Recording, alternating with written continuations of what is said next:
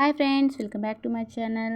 అయితే ఇక్కడ ఇంట్లో ఉండే వాటితోనే మంచిగా బిర్యానీ ఎంత టేస్టీగా అంటే అంత టేస్టీగా చేసుకోవచ్చు అండి.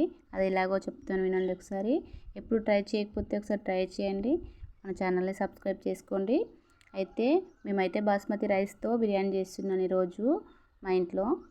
అయితే బాస్మతి రైస్ మంచిగా కడిగి పెట్టుకున్న తర్వాత అసలు ఫస్ట్ చికెన్ నానాలి కాబట్టి చికెన్ని తీసుకొచ్చి చికెన్ మంచిగా కడిగిన తర్వాత దాంట్లో కొంచెం ఉప్పు, ధనియాల పిండి, పసుపు ఇలాంటివన్నీ మన ఇంట్లో ఉంటాయి కదా. మనం కూరలలో ఏమేమి యాడ్ చేస్తామో అలాంటివన్నీ యాడ్ చేసేసాను ఇందులో నేను. అయితే కొంతమంది ఉల్లిపాయల్ని మంచిగా వేయించిన తర్వాత వేస్తారు, కానీ వేయించకుండా పచ్చి కూడా వేయచ్చు. పచ్చి వేస్తే కూడా చాలా టేస్టీగా వస్తుంది. అల్లం వెల్లిగడ్డ పేస్ట్ అయితే ఫ్రెష్గా అయితే చాలా అంటే చాలా టేస్టీగా మంచి స్మెల్ వస్తుందండి. అయితే అల్లం వెల్లిగడ్డని మంచిగా ఫ్రెష్ తీసుకోండి, చాలా బాగుంటుంది. అయితే నేను ఇక్కడ పచ్చిమిరపకాయలు, టమాటా, ఉల్లిపాయ కోసి పెట్టుకున్నాను. కొంతమంది బిర్యానీలో టమాటా వేయరేమో నాకు తెలిసి, కానీ మేము వేసాము. టమాటా వేయడం వల్ల మంచి స్మూత్నెస్ వస్తుంది, చికెన్ కూడా మంచి టేస్టీ వస్తుంది. ఒకసారి చూడండి మీరు ఎప్పుడు వేయకపోతే. అయితే ఉల్లిపాయలు ఎందుకు వేయించలేదంటే, ఉల్లిపాయలు వేయించడం వల్ల ఆయిల్ ఎక్కువ అవుతుంది. ఆయిల్ ఎక్కువ తినడం వల్ల పిల్లలకు ఊరుకునే స్టమక్ పెయిన్ వస్తుంది అని చెప్పేసి నేను తక్కువ ఆయిల్తో టేస్టీగా వచ్చే ఫుడ్లా ప్రిపేర్ చేస్తున్నాను. అయితే టమాటా, పచ్చిమిరపకాయలు, ఉల్లిపాయలు అన్నీ వేసుకున్నాను. అందులో అన్నీ మన చికెన్ క్వాంటిటీకి తగ్గట్టుగా చూసుకొని వేసుకోవాలి. మరీ ఎక్కువ వేస్తే కూడా తీయగా అయిపోతుంది మళ్ళీ కూర. అట్లా కాకుండా మరీ సాఫ్ట్గా వచ్చేటట్టు కాకుండా, మరీ హార్డ్గా ఉండే కాకుండా కొంచెం నార్మల్ సైజులో ఉంటుంది కూర. అయితే ఫ్రెష్ కరివేపాకండి, అంటే నేను చాలా వేసినాను స్మెల్ కోసం అయినా, హెల్త్కి మంచిది కదా అని చెప్పి. చూడండి, మా ఇంట్లో చెట్టు ఉంది, ఆ చెట్టు దగ్గర తీసుకొచ్చి వేస్తున్నాను. చూడడానికి అయితే చాలా కలర్ఫుల్గా అనిపిస్తుంది కదా. అయితే సాల్ట్ చూసుకొని వేసుకోండి, సాల్ట్ కూడా.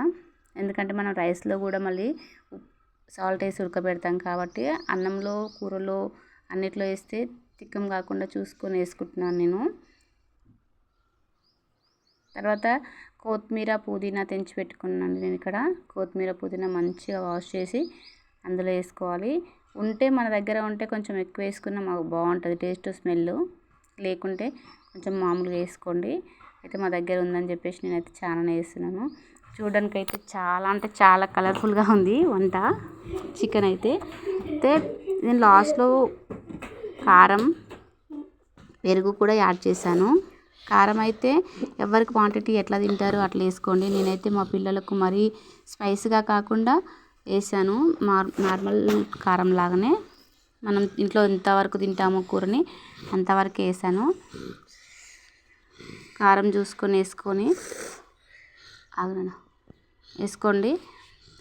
తర్వాత లాస్ట్లో పెరుగు యాడ్ చేయండి. ఇంకా పెరుగు అయితే కొంచెం 1 కేజీ చికెన్కి 2 ప్యాకెట్ల పెరుగు వేయండి, సరిపోతుంది.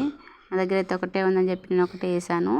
2 ప్యాకెట్లు వేసామంటే మంచి స్మూత్నెస్తో చికెన్ మంచిగా ఉడుకుతుంది. తింటున్నప్పుడు కూడా మంచి ఫ్లేవర్ వస్తుంది. పెరుగు ఫ్లేవర్, చికెన్ కలిపి ఇవన్నీ మసాలాలు ఉంటాయి కదా, అది చాలా టేస్టీగా ఉంటుంది. దాని తర్వాత సూప్ కూడా అవసరం లేదు.